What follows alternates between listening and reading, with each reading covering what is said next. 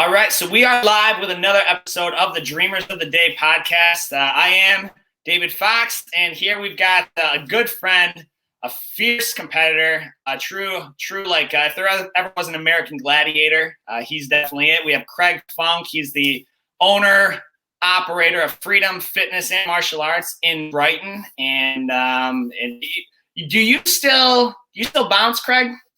You know, I once in a while I'll do a celebrity appearance, but honestly, man, the best thing in the world for me is being home with my kids at night. I've had too many guns in my face. I've had too many knives pulled on me, and I'm kind of over it, you know. But once in a while I'll still do like, you know, a gig, you know, armed security or something, and once in a while I get a call, but no, not really. I'm kind of stepping away from. I'm consulting. I'm teaching people how to work security instead of being on the front line myself. Outstanding. Yeah. So the first, we have the Jiu-Jitsu community is small to begin with. There's only so many, and I always make like Facebook is always recommending people I might know because you've got so many mutual friends, but we just never met, right? And there's a few like you were one of them, like Craig Funk. I was like, man, I know this name, and then we ended up, I forget what tournament it was. It was I went to Ohio. It was Temperance. It was the not the Buckeye. It was the one that was on like the Ohio border. The Toledo Open? Toledo Open, but it was at the Temperance High School in Michigan.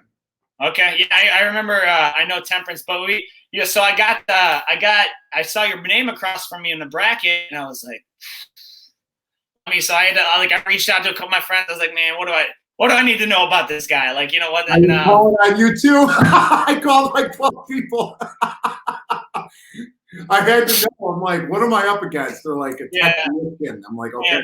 Yeah, that was one of the funnest matches. But it was like, so I remember we did a tournament, and you came up and you had like this like mean mug on the whole time. Like we passed each other, and I knew what you looked like, and I don't, general rule, like, you know me, I don't try to make friends with the people I'm about to grapple with. Like up front, like at first, you know, like I just, it kind of throws my game off a little bit. And afterwards you were like, okay, cool. Now we can be friends. Like, you know, like, and you were just like, you know, it was, so it was really, really cool. And then we just kind of hit it off from there. We stayed in touch, and it's been like a really mutual sort of exchange of friendship, and because we're both gym owners, right? Both, value family, and we just kind of stayed in touch after that. I've been trying to get Craig, for those viewers. I've been trying to get Craig on a podcast for a long time, and you've got so many irons in the fire. You're hard to pin down, but I'm glad we were finally able to make it happen. So I am so excited to do this. We've been talking about it, and what a great time. Like, it was well over a year ago, I think we've been talking about this. So long time. Great time, man. I can't wait. So we'll go right into it, man. So tell me a little bit, just give me your background. Like, what do you do? We know you're Freedom Fitness Martial Arts. What do they do? How'd you get into it? How did you first get in, sort of, because this is about entrepreneurship, and so tell me a little bit about it. Well, man, it started when I was like a really young kid. I was always into martial arts, but I didn't actually start training until I was about 14 or 15. And I actually started with Brazilian Jiu-Jitsu at Warrior Way here in Michigan. I think a lot of guys started there. Great place. I got nothing but good things to say about Warrior Way. And, I started there when I was like 15, but I had to drive from Heartland. I was a farm guy. I was a farm. Oh, wow. Okay. I'm a country boy, man. I was as backwoods as you can get. And I started because I was actually, my whole life I got bullied, like really, really bad. Like when I was a little kid, like really young, like I had I think I was in like the third grade. I actually had a kid like full on like choke strangle me because he was at my house and there was like a forced play date. And this kid looked at me and said, I want to drive your golf cart. And I said, my mom said we can't. So he started choking me and like squeezing my neck. And I remember I was so scared. I didn't know what to do. And I was like I love martial arts and I had a passion for it, but I didn't have like the cojones or even the knowledge to I like froze up. So I remember this guy was choking me. And I remember I was like, okay, like finally he stopped. And I was just kind of like waiting like a little lamb. And mean, I walked up to my mom. I'm like, hey, can we have the keys for the golf cart? I'm going to take this kid on a ride. Wow. She's like, oh, yeah, yeah. Well, then, like, we got out there, and I was so disappointed because I just lied to my mom, and I literally, like, handed him the keys. Like, and I had to, like, sit there while he, like, recklessly, like, drove my thing. And I, like, was too afraid to do anything about it. And I remember that, like, as a little kid. And then, like, the same thing. Like, I got bullied into like actually high school, like my freshman year was terrible. I actually, like a lot of people say how much they loved high school. Hated it. Hated high school. I hated it, dude. I was never a fan of school. I wanted to be homeschooled. I did not like the structure of school. And now when I look back, because we talked about this, I found out that schools were actually created by factory owners to like farm and breed people how to work for other employers. And I knew that as a little kid. I'm like, yeah, I cannot stand this, man. I had, I mean, I was like a really like bad student. I never did drugs. I never drank. I was just unfocused, and I would have rather been doing something else. So, like I said, I got bullied relentlessly, especially my freshman year. And I look back at all the guys that stood up for me. And actually, that's what started me in jiu-jitsu, because I'm like, I'm not knocking any other art ever. My neighbor was like a black belt in Taekwondo, and like he showed me like some basic like blocks and stuff. But I found I was buying martial art books, and it just became too much. I finally started training, and I got convinced because I'm just going to give him a plug. He owns actually a gym. James Gray at SFS was the guy that was training jiu-jitsu in my high school, and his sister was my friend, his stepsister. And she's like, my brother, Jimmy, he'll stick up for you. I'm like, wow, so he actually was the one that stood up for me, and he got me training. So I totally props to him. I'll give that to him. And and he moved. Well, so this guy started bullying me again. His dad was like, you got to learn this stuff, man. You got to learn jiu-jitsu. Dude, I dove into it at like age 14. I had to buy my own gi. Like my parents were like, we'll pay for the training, but you got to buy your gi. So I had to earn my way. And like I said, I've been working since I was 12. I've had a job since I was 12 years old. That's when my parents cut me off for money. So if I wanted extra stuff, I had to work. So I bought my own gi. I started buying private lessons. And that's actually where I met my current professor, Vic Torres, at Warrior Way. He was a purple belt, and I was a white belt. Wow. What year was that? What was that? What year was that? 2005. So just to put this, I just want to put this in perspective. I started training in 2009, and a purple belt in 2009 might as well have been a black belt. Like, get all politics aside, like it might as well have been, because there were so few in the state, in the area. Like it's grown. Like competing purple belt. Victor was competing at purple belt and winning. I don't think like there was one belt I don't think he lost. Like there was like a few times in all of his tournaments, like he like didn't lose. Like he was like on fire as a competitor. And that was my coach. Everybody knows Vic, now. So he was a tough coach on me when I was like 15. And he was a purple belt, I was a white belt. I was in his kids class. Right on. Yeah, and so that's just to put that in perspective, because my instructors were brown belts when I started, and they so that was a big deal. But keep going. Oh, so I met Brandon, I met Harvey, Angela, all the guys at Warrior Way were just great. I have no animosity about any other gym out there at all. I don't really view other gyms as competitors. I just find them different cultures and different places to train at. Everybody finds their own home. The people come to you that are coming to your home. You go to your home. And that's why if someone's like, what about, I actually did an interview and they said, what about competitors? I said, I don't compete, I create. I'm doing my own thing, because I can't mimic what anyone else is doing, and they can't mimic what I'm doing. So everybody's doing their own thing. It's all, peace, love, and happiness in my, psychotic warrior mindset. But yeah, I started at 15, 14. And like I said, I could only train because my dad paid for the first 3 months of training.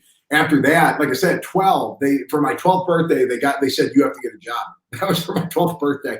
And they said, if you want money and you want to go to the movies, we'll drive you there, but you got to pay for it. You want snacks, you got to pay for them. So, of course, I had all the necessities. We had a beautiful home. My dad worked 7 days a week. My mom worked while I was in school. She cleaned houses. Like, I don't know lazy. Like, my dad is a grinder. My mom is I didn't know anything of, like, they worked 7 days a week and they both exercised. Like, and my dad he shot like world championship archery. and he hunted. And he was still helping all of his buddies. Like if you could keep up with those people, like that's who raised me. So, that was, they cut me off early in money and they're like, you're going to learn how to work. Where most people say, oh my gosh, like, what's the best thing that ever happened to me? The worst thing you can do for your kids is like, give them everything they want, make them learn what the value of an actual dollar is. Yep. And I only made like $5 an hour. And then after a year, I got $5.25 working for this guy, and he was great. I respect and love all my employers, for giving me the opportunity to work. So that was like the mindset. And I would outwork anybody. I would skip lunch. I would just go. But so like I said, I had to pay for my own training. And at the time, I would only pay for like 3 months at a time. So I'd have to, train for 3 months, save up some money, do another 3 months. But then I decided to wrestle. And I decided, I'm going to learn how to. I went to Heartland, and they're a powerhouse of a school. Everyone says how their school used to be good. Heartland has a tradition of excellence, and the work ethic there is second to none. And they should make a movie about the head coach, Todd Chaney. I'll give him a plug any day. That guy was so scientific. There was a coach for each weight class. So there was like a big guy coach, a little guy coach. Wow, okay. They took it seriously. Like, come on. Like, that's where now the college guys that I wrestle with, like really high up, like All-Americans, 2-time All-American, like really good wrestlers. They're like, bro, what college did you wrestle? I'm like, dude, I wrestled for 3 years in high school. But it was such a solid program. I learned good fundamentals. I learned about intensity. My dad sent me to the Bad Boys intensive camp at Steve Frazier in Rouen Gardner. I called every day crying to come home because it was so intense.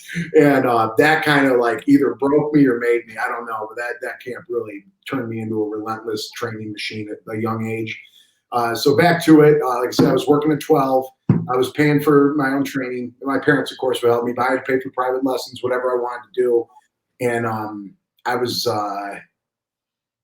went back to school after training like 3-4 months of jiu-jitsu. And that kid that bullied me, I remember I won't even say his name. I'm not even going to bring it to life, but I remember like it was relentless. Like most people like, oh, they called me names. Like, no, like I got my hand slammed in a locker. I got pushed downstairs. I was sitting in my lunchroom at my high school. And I remember this guy came over and he knocked my lunch on the floor and he picked up my juice, and they were like those little tins that you peel them back, and he literally dumped it on my head. And I remember I just sat there.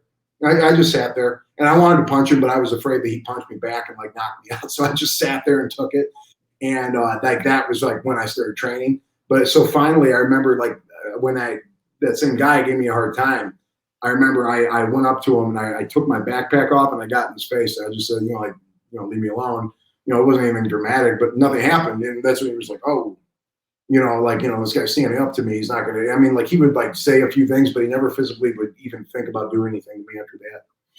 That's an important factor. I always tell all of our parents that come in, and bullies, they really should be pitied, right? Like someone it's a very rare fighter, someone who knows how to fight. They're legit at it. They could genuinely harm you like permanently, that they're the bully. That's very, very rare. Like I can't even think of one, to be honest with you. So I can say that this dude would have freaking whooped my freaking ass up and down the place, man. Like this guy was like 6'3" on the wrestling team, like jacked, lived in the weight room. And my mom, he was the bully. Yeah, my mom straight up, like this guy was like a super beast, and my mom was even like, Craig, do not fight that kid. He's going to destroy you. And I was like, thanks, Mom. Like, but I was a chubby little kid. I didn't know anything at the time.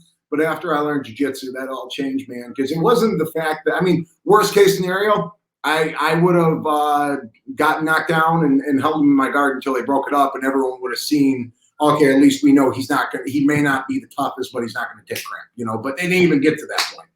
Yeah, and that's a good point. We have a look downriver where Metro's at.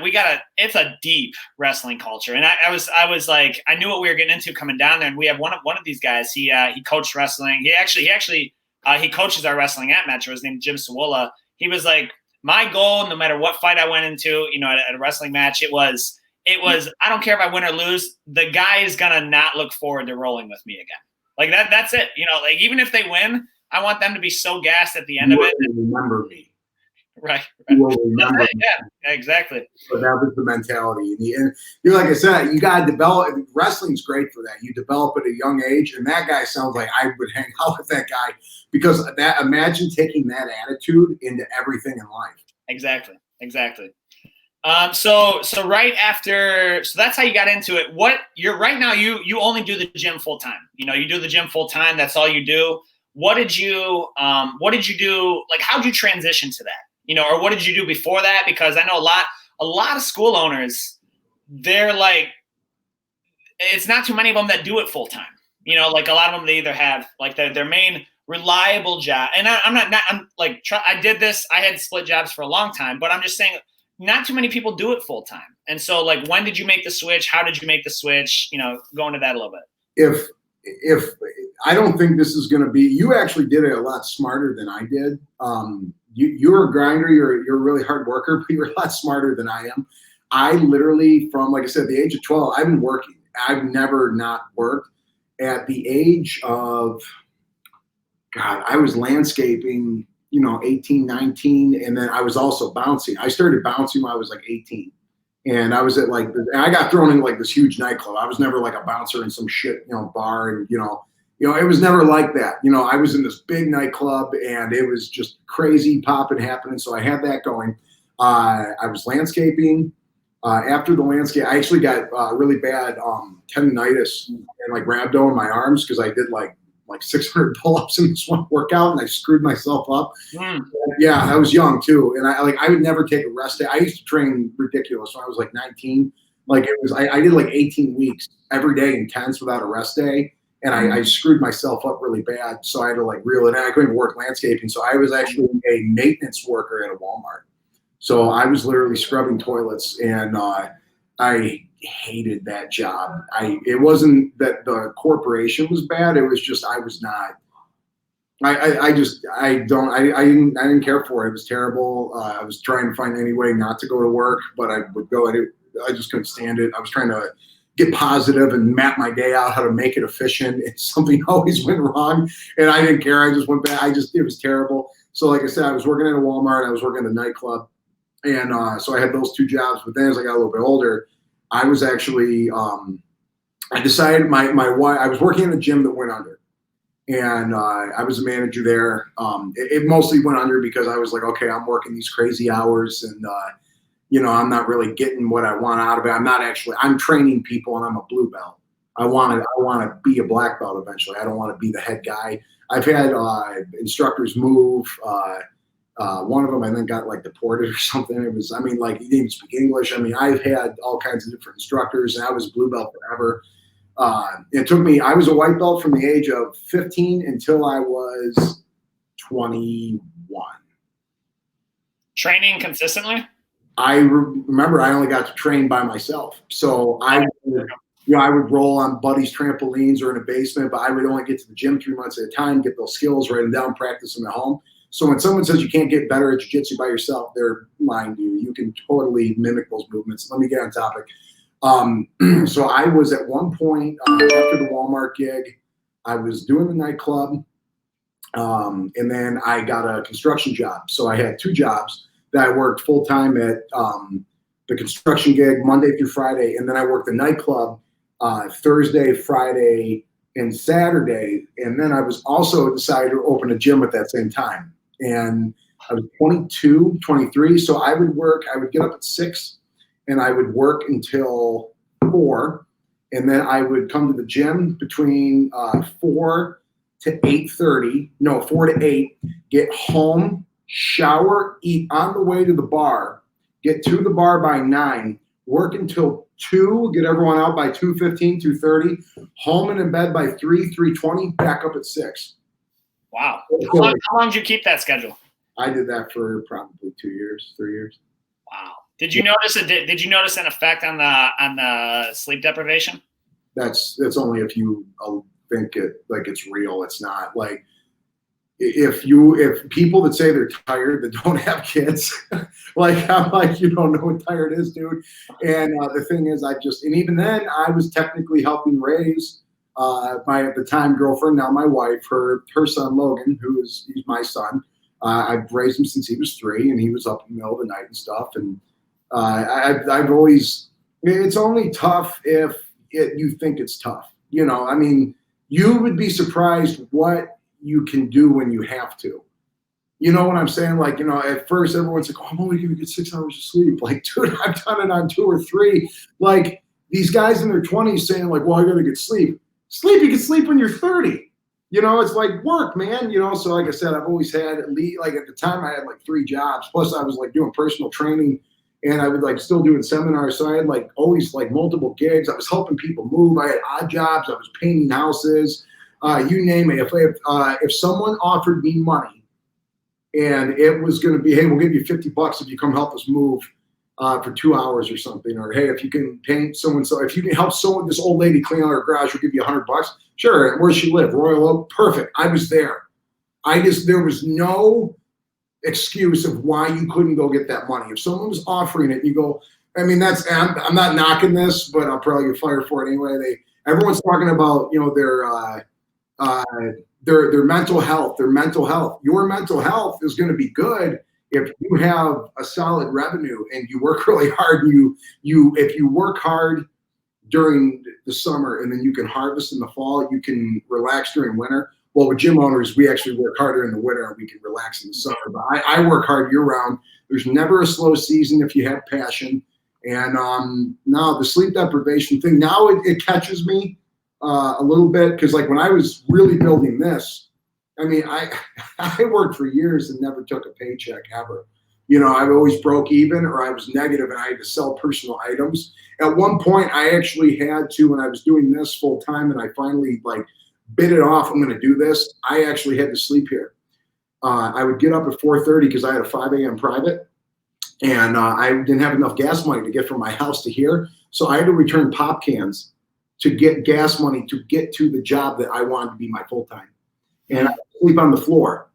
This office I'm in wasn't an office. It was just a back room. I would sleep on the floor. Bill Gates slept on the floor. You know, Steve Jobs slept on the floor. Like if success leaves clues, and if you look at anyone that's going to ever been successful on anything, you have to sacrifice. You cannot get something for nothing. And I've noticed, like with a wood stove, Earl Nightingale was the one that talked about the wood stove. If you go up to a wood stove and say, give me heat, and then I'll put in the wood, that's not how it works. You know, you got to go out, find the tree, chop it down. I mean, it takes work, but then you get the heat. And then with that heat, you get that fire going. Now you have the energy to go get more. But it takes something from you. Nobody's going to give it to you. And, you know, my parents didn't give me, I never took out a loan from a bank. I never borrowed money. I never got it. Like if I had to borrow money from I had to borrow money from a friend to get into a mastermind group I was in to learn, and I would not recommend borrowing money from the people I borrow money from. But I'm just whatever it takes. If you are not, I've almost missed my kids' birthdays. I've almost missed anniversaries. I've worked on my birthday. I worked on Christmas. I've not taken a day off. If you're not willing to do that, and you don't, it's not for everybody, but if you're not willing to do that and work relentlessly 3 to 4 jobs at a time to live your dream, then it's not really your dream. You don't want it that bad, because I've done all those things. You know, you mentioned, I like that you bring that up. So you actually, that totally crushes one of our later questions is, I mean, we'll revisit it, but do you think everyone is cut out to be an entrepreneur? Anything they want. Anybody can do anything they want.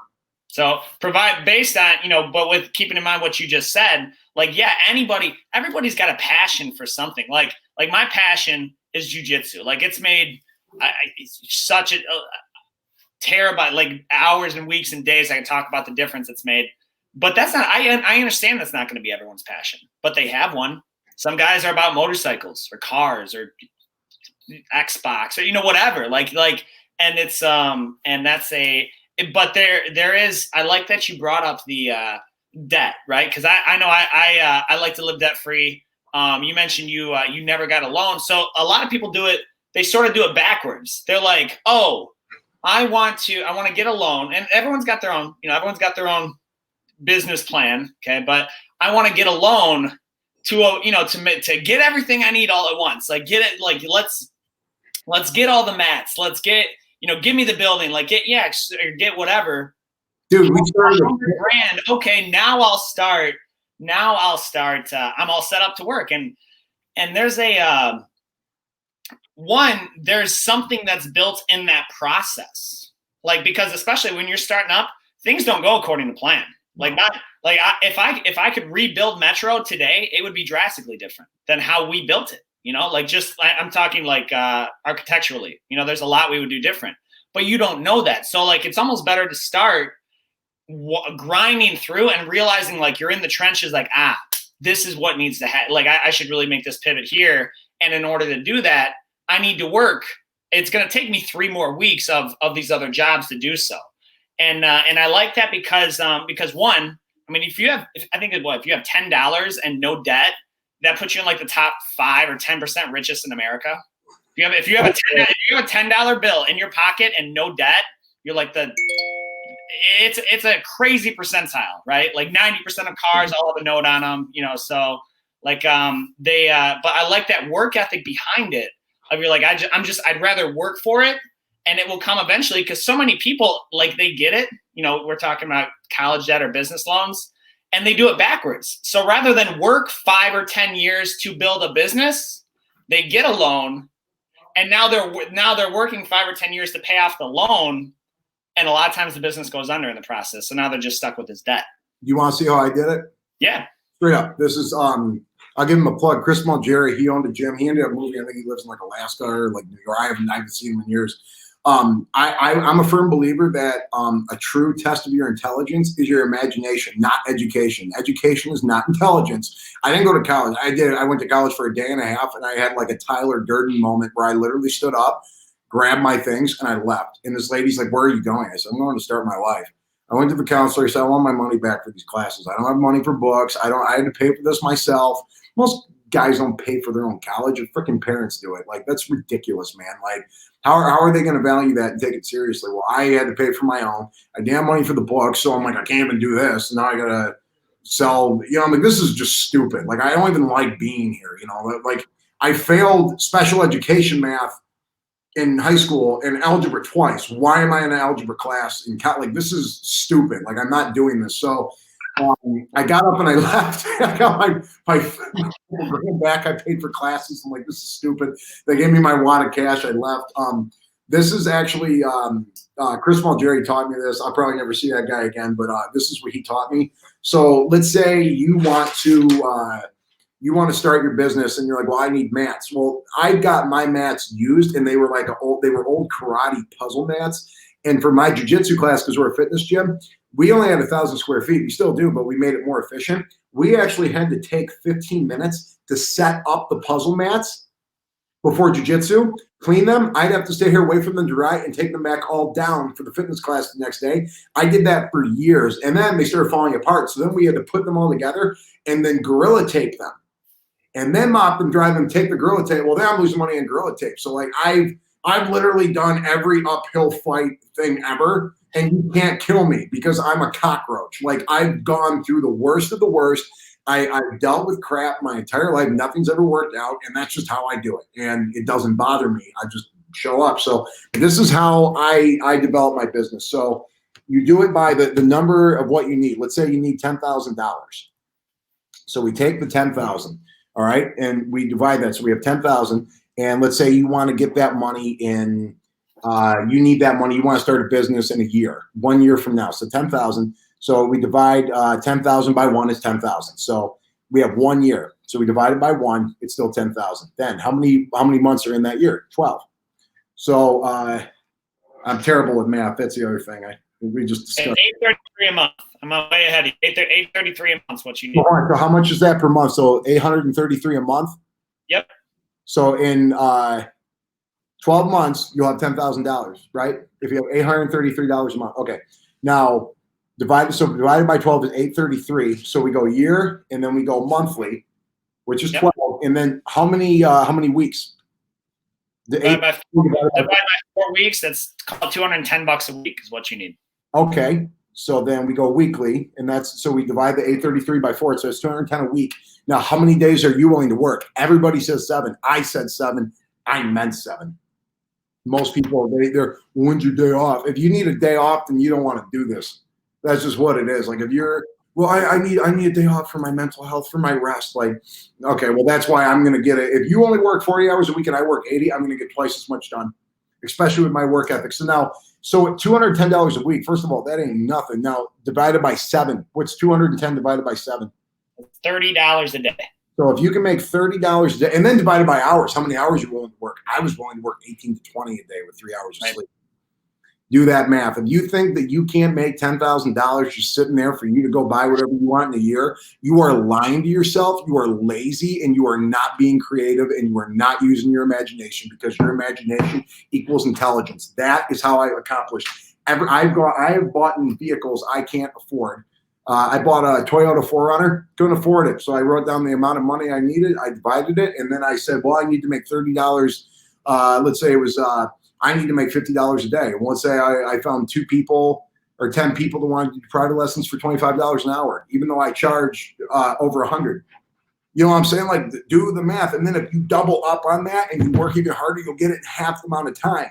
It's just, can you stay focused?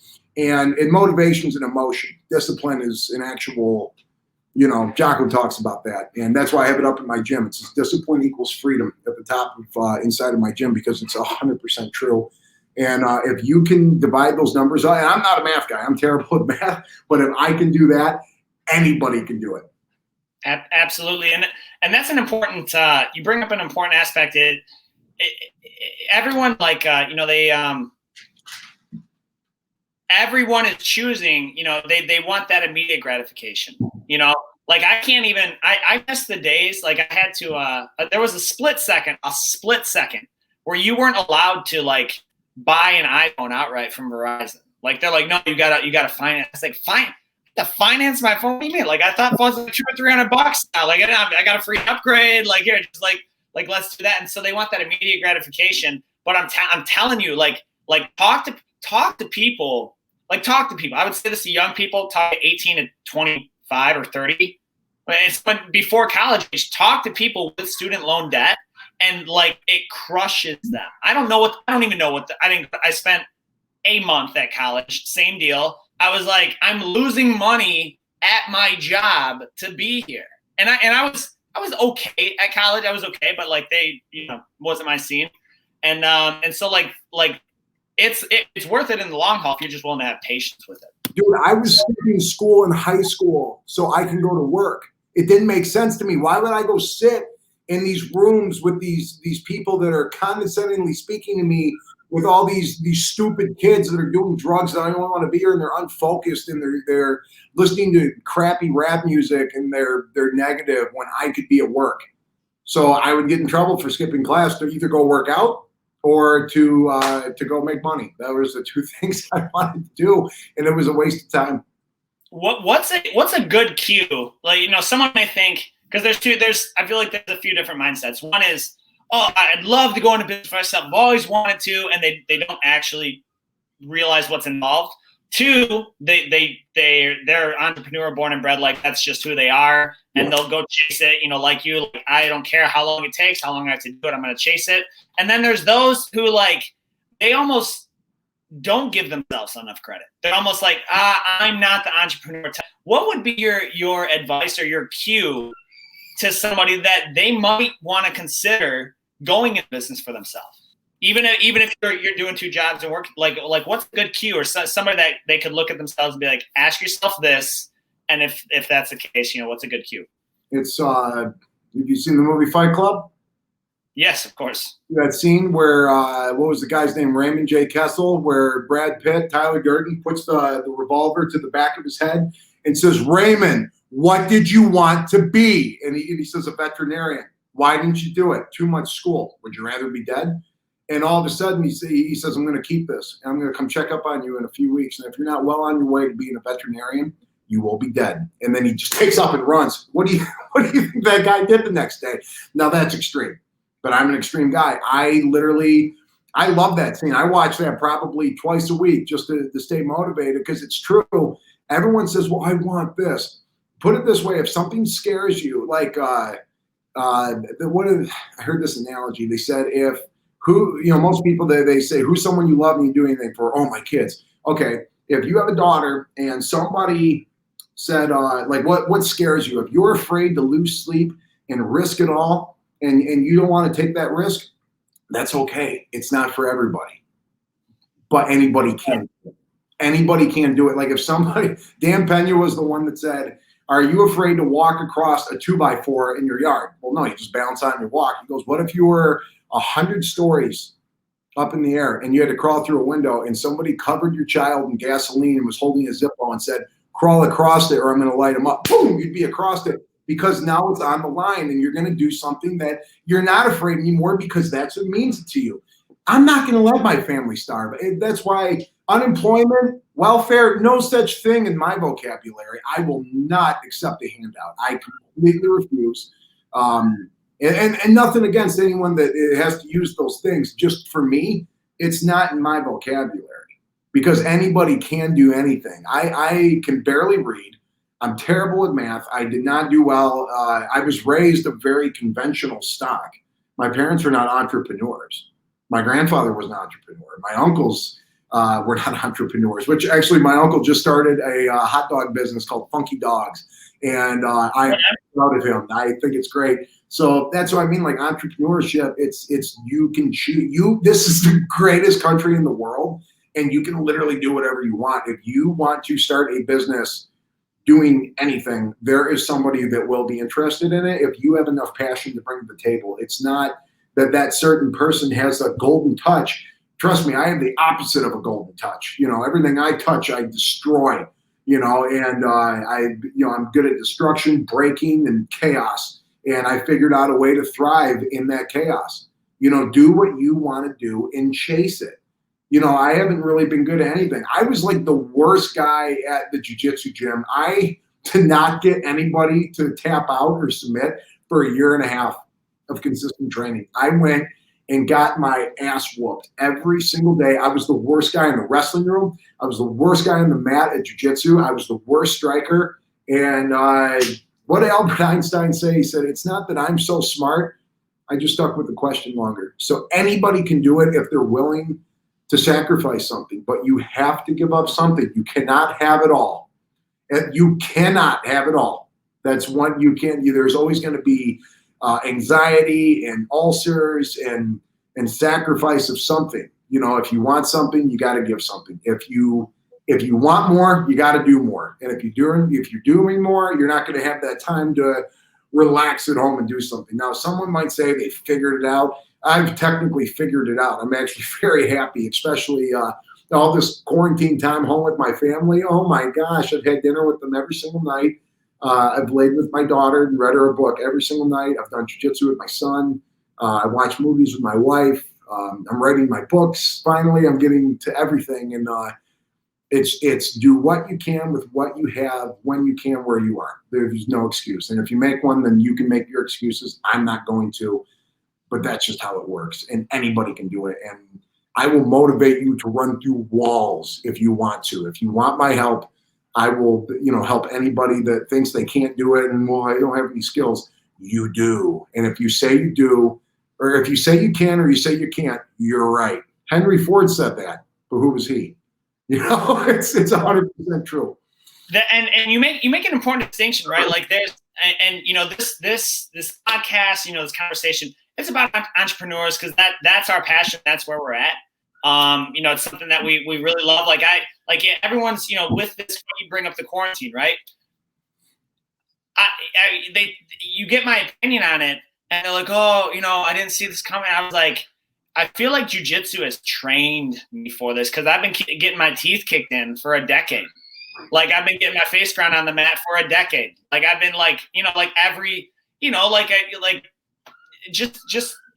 it's more often than not. Like way more bad days than good days. And so once you just you keep going. You mentioned the consistency of sticking with that. That's one aspect of it, and it's okay. It's perfectly okay. Like if you're content and you're happy, like yeah. I like my 9 to 5. One thing for me is I never liked glass ceilings, right? I never liked it. Like I like my 9 to 5. I like knowing that I'm only going to make this much. and I, everything's balanced. I got a little bit of savings. I got, like that's okay. Like if you're happy and you got savings, then great. Like kudos. Like no one's making you. But if your soul dies a little bit going to your job every day, that would be my trigger. I was like, no, okay, well, hang on. How happy are you? You can say like, how are you, bro? I'm good. How happy are you actually? Because if your soul dies going to do what, your job, or even if it's a cushy job, like I love hearing stories about people who leave like their top dog positions because they hated it to go do something simpler, or something, something that they really wanted to do. And so my next question about right after that is let's give like an honest take. What's the two best things and the two worst things of being a business owner? Two best things, honestly, is I am free in all the way that others are not. I love what I do. I am fired up about it. I get up every morning. I'm looking forward to writing workout programs, helping people improve with what they're doing. So even when the money wasn't so great and I was like really hurting financially, I was always happy. Like I've always been in great shape because I get to, train jiu-jitsu and do my striking and lift kettlebells for a living. Literally, I get paid to do all those things. So if you're doing something you love, the money really doesn't. Like I have friends that they invest in like their nice watches and their cool cars, and that's awesome. That's not for me. I'd probably break it the first, I'd crash it or something. And so everything it just gives you the freedom to do what you want to do all day. Like I don't have to do something if I don't want to. And that's what it's about. It's about freedom, is the freedom to do what you want, even if you're not making the buku bucks and raking it in. It's not really about that. It's I am free in all the ways you are not. I'm doing what I want, and you're born alone and you're going to die alone. And everything you do in between that is yours to fill the gap. So the freedom definitely is number one. And number two is, I guess I can't really put a number two when freedom's your number one. I can do whatever I want, whenever I want. I enjoy what I do. I enjoy the people I work with. You can live life on your terms. So it's all about freedom. And that's actually why I call my gym Freedom Fitness and Martial Arts. It's about freedom. Now, the two worst things is you are going to have to do stuff you don't want to do to get to that point. I've done stuff I don't want to do. I've worked with people I don't want to work with. I've had to lose sleep. I've lost a lot of time.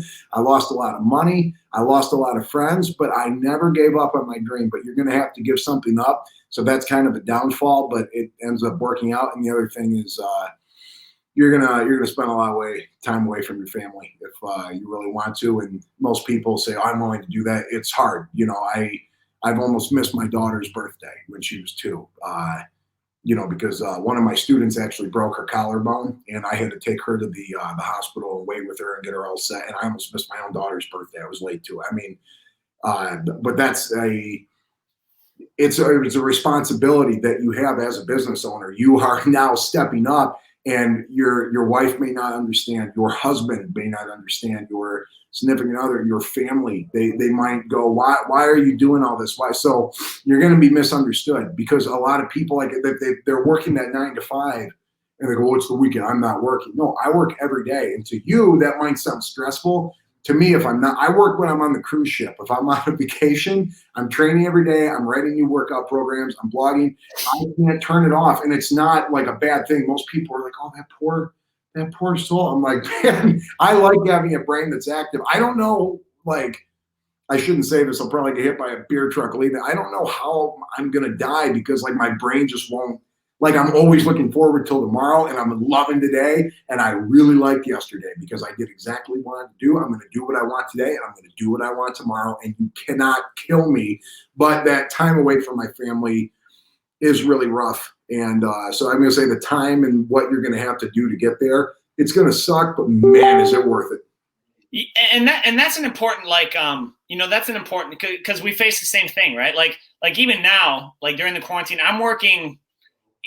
We built the gym. I was working. I feel like I saw my daughter like 15 minutes a day, and then things slowed down a little bit. And now I'm working more again. And it's, so you have to go. I feel like it goes in spurts, right? Like with each new idea thing, program, maybe we want to put out, we get really motivated about it, and we go after it. And it's one of those things, and I've never really put it like this. If you're doing an activity where time gets completely lost and you look up and you've done it for 4 hours, that's a clue. Like, that's a little clue right there. What did you just spend 4 hours doing? And it went like a millisecond, like you feel like you looked down and looked up and that was 4 hours. Yeah. You know, like that's a clue. But so yeah, I talked to, same deal with my wife. Like she understands in theory, but to her, it's like, she sees me on my phone. You know, everyone's doing, here's my argument, right? Like, you're on your phone, you're relaxing on Facebook. I'm on my phone following up on leads or, trying to make money. I'm having just as great a time as you are. Like, I'm probably having a better time as you are because I'm not caught up in the drama, but there is a price to be paid. And a lot of people don't talk about it. And that's why I would say, if you're single and you have no kids, that's a position to be envied. Like, take advantage of that right now. Like, I love the most important thing to me, but like it's a very, very tough balancing act. And a lot of times they do get the short end of the stick. Not that I want it to be, but just that's kind of the way it is at certain windows. Now, the end goal of any owner is to be the CEO, right? To have to where you can set it up appropriately. Like, we can be grinders, but it takes, like, when you get to that next level of business owner, it's setting your priorities and strength. I can take a night off. You can take a night off. I got guys that can cover for me if I want to go. Yep. And that's actually this quarantine's very, very important for that, because now it's like I don't want to go back to working till 11 p.m. every night. I want to have dinner with my family 3 days a week. We're going to have another baby. I want to be there more, because I actually didn't. Is that public now? Is your baby public before this gets posted? Yeah. That's yeah. We're actually we don't know if it's a boy or girl, but we're picking out names already, and yeah, I'm really excited. And that's what I mean. Like, now I actually want to have more kids. Now that, like, I actually didn't work as hard until after my daughter was born, because I saw my wife holding that little girl, and I'm like, oh man, I got to really make sure. Like, now it's do or die. Right. Because that's the thing is, it's like with Logan, Jessica, it was like we were going and I was working hard, but I didn't even, that was probably the hardest thing for me, was when Savannah was almost 2. And I remember I was just working relentlessly, and there was nobody that could stop me. I mean, I would sleep on the floor in my office, and I would wake up, I'd sleep 2 hours. I wake up, drink a 5-hour energy. All right, let's go. Yeah, I work more, and then boom, and I pass out, and I was like, work, grind, go. And that time away. Now I don't want to, like, I'm still going to work hard, and I have these visions of being on a cruise ship out in the middle of the ocean, working on my Mac, and just getting my ideas out. And for some people, that might sound like hell. To me, because they're working on vacation, that sounds like paradise to me, being in the middle of the ocean, just hanging out, working out a couple hours a day. And I'm actually living that life right now, is I'm working out a couple hours a day. I'm working on my computer. I'm still doing classes online. I really miss jiu-jitsu, but yeah, I agree. I mean, there's something to what you said. And it's if you are single and you have no kids and you're not trying to figure out how you're going to make your next million, there's something wrong with you. Like, you're lazy and you're focusing on the wrong things. That might hurt. You might think you're happy playing video games and drinking and smoking weed and wondering when the next NFL. I don't even watch sports. I don't know, NFL, like the draft pick, all that stupid shit. I don't know. I just don't. It's a waste of my energy. I don't consume. I create, and I don't compete. I create. That if you're not creating something and you think, well, I'm just a nobody, well, you're right, you are a nobody and you're not creating anything. So do something, because somebody wants to hear it. And if you're happy being a consumer and just living your life, then keep doing that. Be happy. But if you're not really happy, then change. And you mentioned that kind of on the same topic of what we were just talking about. We've tiptoed all the way around it, and I think it's the freedom aspect of it is, if there was an absolute. I was speaking with Marcus Zeno, on the last podcast, and he was like, "Man, I don't think he talked about it in the last, I think it was before, but he was like, the fact that I had to go and like practically get on my hands and knees and beg for a Saturday off for a jiu-jitsu tournament, which is for us like really important. Like, you know, like at least for, you know, not everyone can be, but like it was really, really important to him. And he's like, and then I got to explain to this guy who's never been in a fight, doesn't train, like why it's important to me. I shouldn't have to explain why something is important to me. No. Like let's and to put that I just be like, no, act like I'm dead and I died in a car accident Saturday morning. I won't be in on Saturday because I'm doing this tournament. I'm not asking, I'm letting you know. And if you fire me, seriously, I don't care. I'm going to do it. It's your opinion doesn't matter. I'll be at the tournament. Bro, I had a guy, right? And that's kind of the way I went about it. I was like, I just told him, I was like, hey, I got a tournament this day back when I was working in construction. And he literally, he's like, well, what do you mean? Don't you have to, he's like, you mean you want to ask for it off? I was like, well, okay. That's the day it is. Like, you know, can I have a, you know, like we had, forget what it was, but he's like, I want you to ask me. I don't want you to tell me. And being removed now, I was like, bro, like what type of, and it wasn't like, this wasn't like, hey, I want the day off so I can go frolic and play. Like these were things like family event, like stuff that was important to me. I wasn't a slacker. Like cause these were days, that's the thing. These were days, like a lot of times I wouldn't get paid for, you know, I'm not asking you to pay me to go do something. I'll take the cut. That's fine. Cause it's important to me. I'll spend, you know, what money I should have made. But like, I'm like, man, I don't want to have to beg somebody me. I just don't and to me, like that's not every employer is like that. A lot of people, I know there's a lot of good employers, like they're like, you know, they're good, you know, and I think one good thing there's you know, Marcus was talking about this. There's a branch off, and it's starting to become stark between the companies who do really care about their people and those who really don't care about their people. And like, they're having options now, you know, they're getting options. I love it, man. If any employee of mine comes up and says, hey, we just got last minute tickets to go to this concert on a Friday night, and they let me know the morning of, I'm like, dude, go. Even if I got to pack my kids up and come up here and I was supposed to have dinner with my family, like, no, go. You guys you're working for me and you're helping me. I got you, man. And they come to me direct. Which I've actually made it like I'm like, ask the other employees before you ask me, but if they ask me first, I'll do it anyway, just because they're helping you live your dream. Help your employees. They're helping you, you know, and you're giving them the opportunity to work, but they're giving you their life. They're giving you their time. So I respect everybody in that aspect.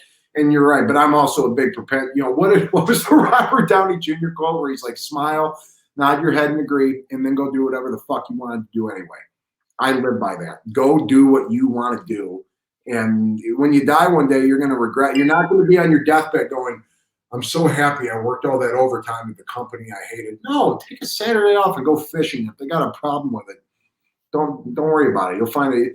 Jobs are like buses. You lose one, you'll see another one come around in 15 minutes. They ain't a big deal, you know. And if that's just a job, your employer, I've never had that problem, though. All my employees have been great. All my employers have been great. And, man, I respect you for bringing that up. You know, let's talk about, you know, you've answered all the questions, either whether I asked them directly or indirectly. I want to talk about freedom real quick, though. Freedom Fitness, martial arts. What's your mission, Freedom Fitness's mission, and what's your most popular programs? What do you offer? Things like that. Well, my mission is I wrote down my mission statement. I haven't memorized it yet, but it's not about me. It's about helping as many people as I can find that personal freedom. And I found it through eating really good food, functional fitness, and martial arts. Those are like the one thing I want to help as many people as possible feel as good as I do, you know, and I might have to do it in different ways, but that's my mission statement. And one thing, and you're hearing it here first, the only person that I've shared this with is my wife, is I'm really looking forward to working with people that are like morbidly obese that really want to lose weight. Because if you're fat and happy, right on. I do not judge anybody on their body composition and I have a problem with that. A lot of celebrity trainers and, like a lot of the reality shows about bigger people, they make them out to be like monsters, or like they look down on them and they shun them for, like, no, man, I want to give you that hug and be like, let me help you. Like, so my new mission is really just to help as many people that feel like they have nothing and they've lost control realize that they are worth something, and we're all worth something. We can do something, and I want to be there to help them. And I've done it for so many in the past. I've never like shared before and after pictures of the people I've done stuff with, but that's really my mission. My mission is by the way. I have my dream. That's what everyone's like, what's your dream? I already lived I've been living my dream since I was 15. I do whatever I want every day. But man, I really want to help more people. That's my mission at Freedom Fitness and Martial Arts, is to help everyone else become free in the ways they are not. Freedom of movement, freedom of confidence, freedom of life. Just feel great.